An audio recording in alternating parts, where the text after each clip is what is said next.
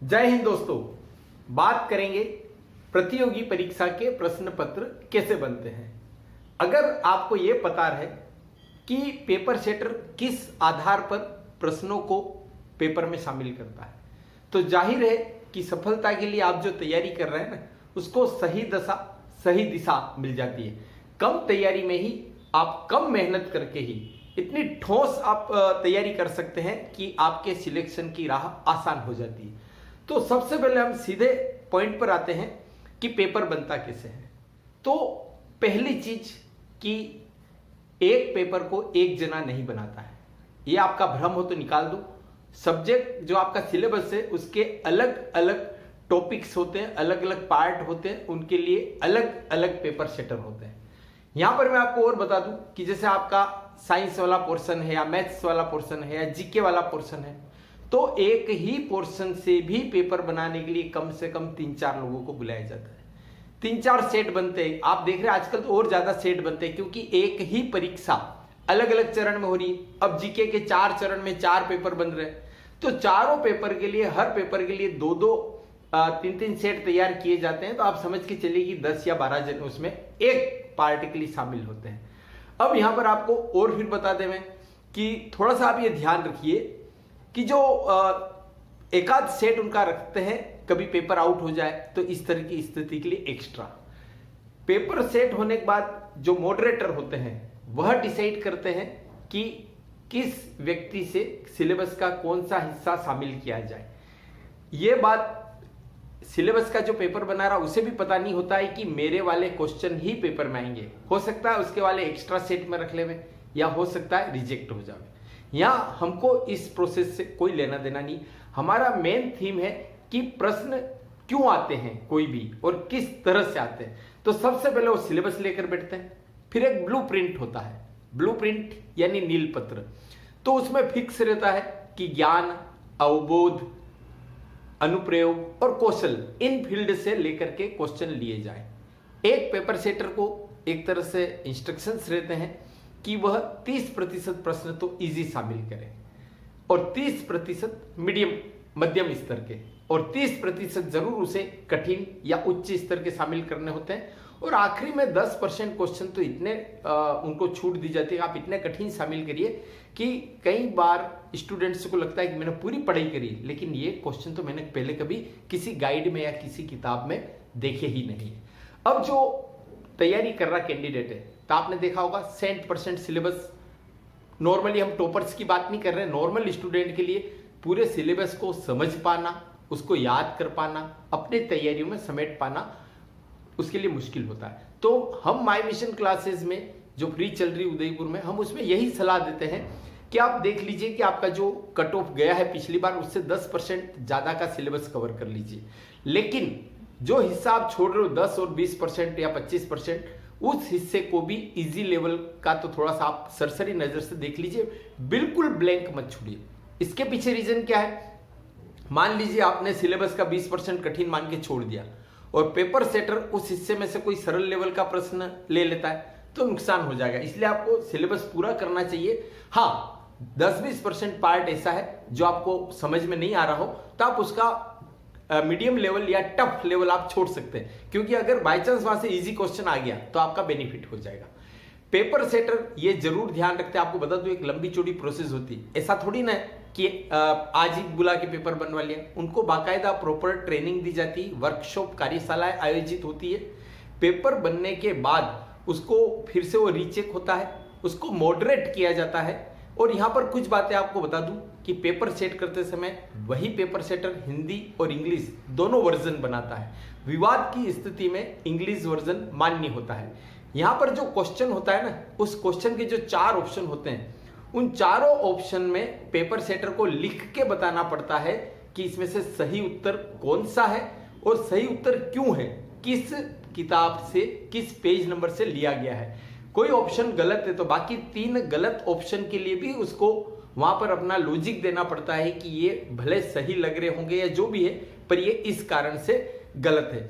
किसी भी तरह की कोई पक्षपात या गड़बड़ी की गुंजाइश सामान्य तौर पर नहीं होती है।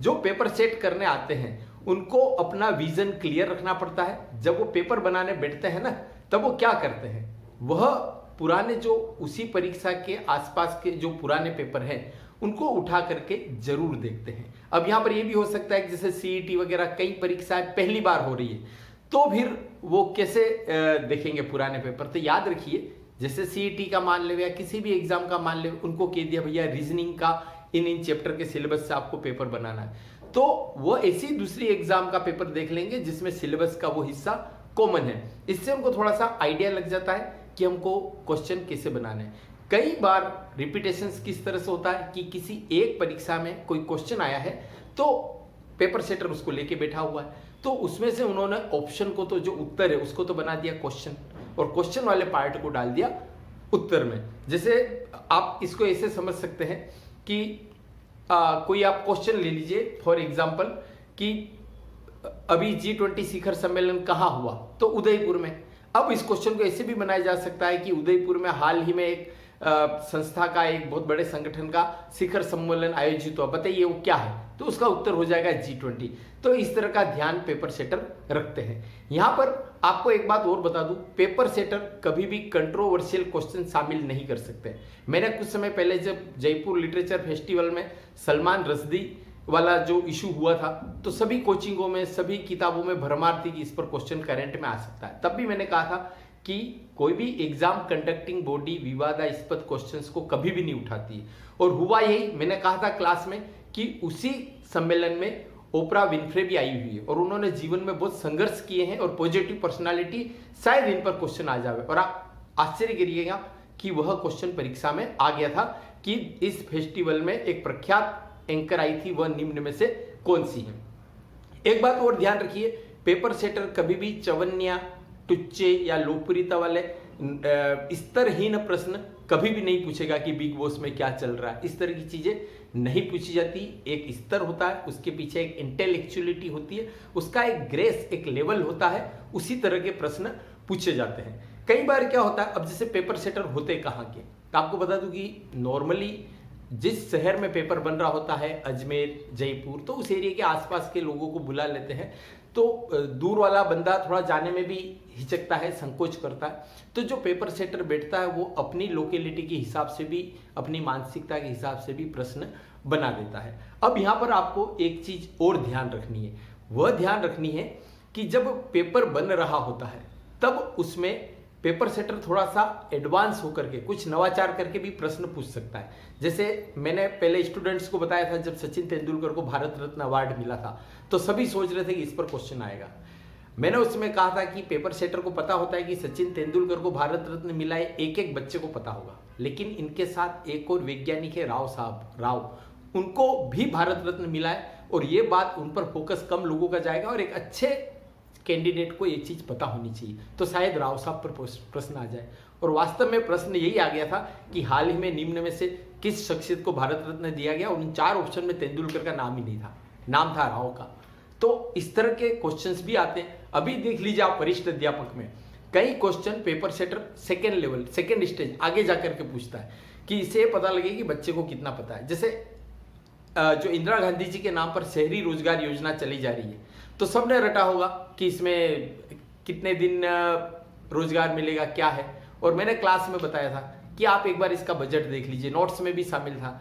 तो देख लीजिए कि क्वेश्चन यही आया कि हाल ही में जो इंदिरा गांधी शहरी रोजगार योजना है उसके लिए कितना बजट रखा गया, 800 करोड़ रुपये।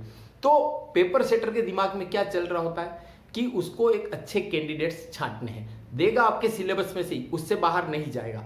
ब्लूप्रिंट को अक्षरशः फॉलो करेंगे, क्योंकि छोटी छोटी बात के लिए, एक एक क्वेश्चन के लिए आप जानते हो कि आपत्तियां लग जाती है और लोग बाग कोर्ट में भी चले जाते हैं। तो पेपर को पूरी पारदर्शिता के साथ, पूरे मानकों के साथ, पूरी निष्पक्षता के साथ बनाया जाता है। अलग अलग लेवल पर उसकी स्क्रीनिंग होती है ताकि कहीं से कहीं तक कोई मतलब कंट्रोवर्सी की स्थिति नहीं आवे। स्टैंडर्ड किताबें लेकर के बैठते हैं। आप सोचो कि गाइड वगैरह से आ जाएंगे, ऐसा सामान्य तौर पर नहीं होता है। हाँ, किसी गाइड ने उन स्तरीय किताबों से अपनी गाइड को बनाया हो तो क्वेश्चन मिल जाते हैं। तो आपको कौन सी किताबें क्या कौन सी गाइड वगैरह पढ़नी, एक तो आपको न्यूज़पेपर्स पढ़ने हैं, और न्यूज़पेपर्स के अलावा भी सरकार, चाहे भारत सरकार हो या राजस्थान सरकार हो, उनकी स्तरीय प्रकाशन पढ़ने हैं, जैसे सुजस है, योजना है, कुरुक्षेत्र है, प्रधानमंत्री जी और मुख्यमंत्री जी के जो भाषण वगैरह है, वित्त मंत्री या वित्त मंत्रालय की जो आर्थिक समीक्षा और बजट प्रपत्र है, उसमें जानकारी जो होती है वो बिल्कुल ऑथेंटिक होती है और उनको बेस बना करके ही पेपर बनाए जाते हैं। कोई भी पेपर सेटर किसी पर्टिकुलर गाइड को लेकर के कभी भी पेपर नहीं बनाता है, और वो इतने सत्यनिष्ठ और चरित्रवान होते हैं कि पेपर को आउट करना या पक्षपात करना वो होता नहीं। इसलिए आपने देखा होगा लीकेज वाले इश्यूज भी होते हैं तो प्रेस या किसी अदर स्टेज पे जाके होते हैं, कभी ये नहीं सुनने में आता है कि प्रतियोगी परीक्षा का पेपर किसी पेपर सेटर ने कहीं कोई साठगांठ की हो। यहां पर एक बात और ध्यान रखिएगा, भाषा स्तरीय आती, ऐसी जो गाइड में जो बहुत इजी लैंग्वेज दे रखी होती उसको लेकर के पेपर नहीं बनाए जाते। अभी आप वरिष्ठ अध्यापक का जो जीके का पहले चरण का पेपर अगर आप देखेंगे तो उसमें पॉलिटी की लैंग्वेज काफी स्टैंडर्ड है। किसी ने यूपीएससी के एग्जाम दे रखे हो, आरएएस के एग्जाम दे रखे हो, वहां पर भी हिंदी भाषा थोड़ी स्तरीय होती है। तो जब भी आप तैयारी करें तो उन स्टैंडर्ड शब्द हिंदी के उन शब्दों पर आप बिल्कुल ध्यान दीजिए। यहां पर और भी दूसरी बातें भी है।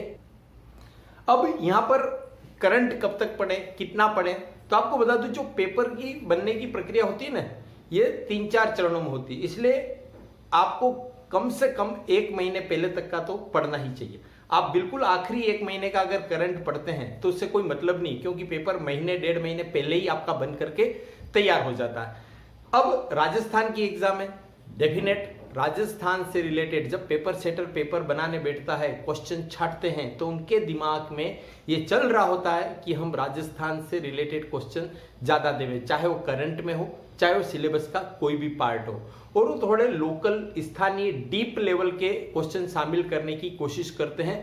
जैसे अभी एक क्वेश्चन आया था कि कौन से मंदिर में बेलों की जोड़ी दान की जाती है, या अभी आप देख रहे हैं धिंगा गणगौर कहाँ मनाया जाता है। तो इस तरह के क्वेश्चन शामिल किए जाते हैं जो उनको लगता है कि वास्तव में ये गहराई से पढ़ने वाला स्टूडेंट या जिसने राजस्थान को रटा नहीं है, वास्तव में जानने की कोशिश की है, वहीं से क्वेश्चन लेंगे। हर पेपर सेटर को अपने क्वेश्चन का जो टेक्स्ट बुक, पेज नंबर वगैरह सब डालने जाने के कारण वो पूरी सावधानी और पूरी पारदर्शिता रखते हैं। अगर आप लोग अपनी तैयारी को इस पेपर के निर्माण की प्रक्रिया को समझ करके आप करेंगे कि कोई प्रश्न क्यों आएगा या कोई प्रश्न क्यों नहीं आएगा या किस लेवल का आएगा, इसको ध्यान में रखते हुए तैयारी करेंगे, तो मुझे पूरा भरोसा है कि आपकी सक्सेस बहुत अच्छे से बहुत इजीली हो जाएगी। आपको भविष्य के लिए, भावी उज्जवल भविष्य के लिए अग्रिम शुभकामनाएं। धन्यवाद। जय हिंद।